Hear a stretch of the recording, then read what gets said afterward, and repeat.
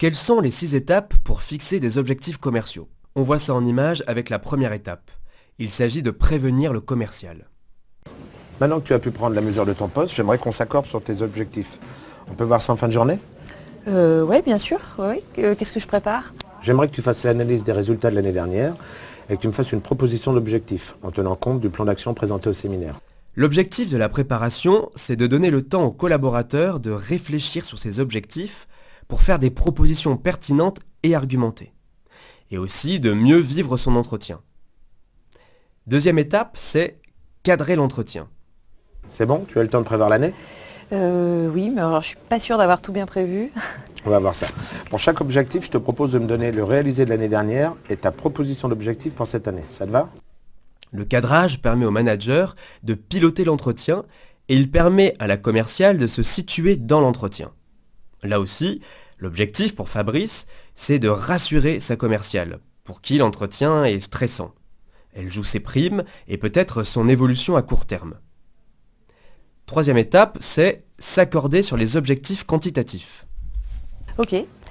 Alors, pour le CA de l'équipe, je crois que c'est ça que la direction attend. L'équipe a fait 450 l'année dernière. Au séminaire, on a parlé d'un objectif à plus 12%, donc ça ferait 500.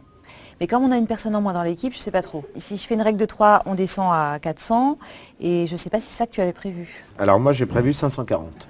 Ah bah oui, c'est pas pareil.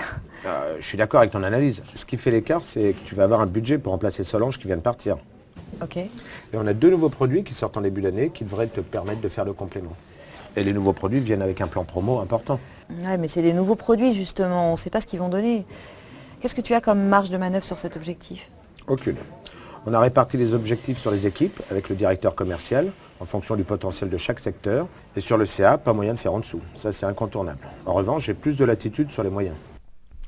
Alors, si les objectifs ne sont pas négociables, le manager doit quand même expliquer et dire en quoi les objectifs sont réalistes.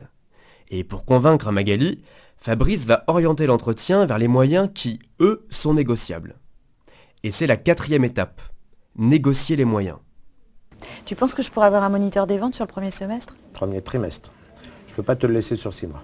Bon, bah écoute, oui. Oui, je veux bien. Dans ce cas, ça m'aidera bien s'il peut coacher mon équipe. Ici, le manager et son collaborateur doivent trouver ensemble un maximum de moyens pour atteindre leurs objectifs.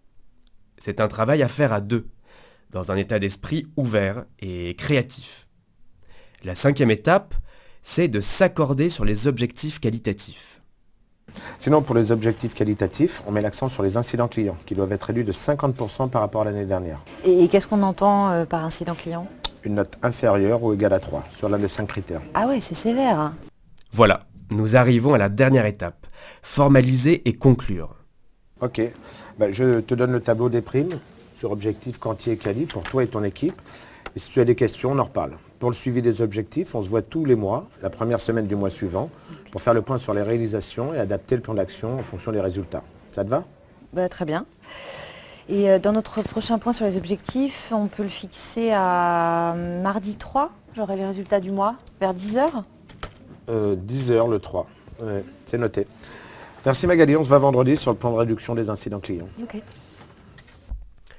L'objectif de cette étape, c'est d'obtenir un engagement écrit du commercial et aussi, pour le manager, de s'engager à suivre les résultats. C'est ce que fait Fabrice quand il accepte le rendez-vous de Magali. Alors en résumé, voilà les 6 étapes pour fixer les objectifs commerciaux. Prévenir le commercial, cadrer l'entretien, s'accorder sur les objectifs quantitatifs, négocier les moyens, s'accorder sur les objectifs qualitatifs, formaliser et conclure. Une copie de cet écran vous permettra de garder en mémoire les points clés de la vidéo.